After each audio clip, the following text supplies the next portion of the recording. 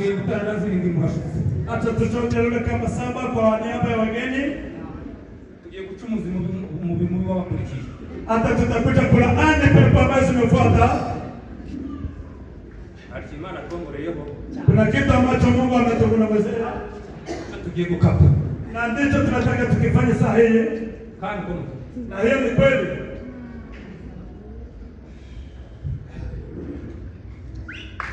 Urengeze mwese. Hata sisi sote tumpamana utukufu. Hapo kama mama bane ndio papa bane. Kazi okay. Kati ya haki ya wageni. Yes, waine wa mama na wa baba waine. Baba waine.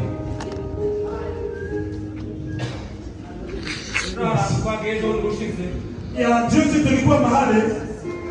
Mumara kuvuga ngo bia abana bahungu beretse. Mmoja akasema vile vijana wameona ngo ibitekerezo byabo. Ni maoni yao. Muka ikingi kintu cyabaye hejo Mungu. Roho Mtakatifu akanifunulia kitu ambacho kimekuwa kwake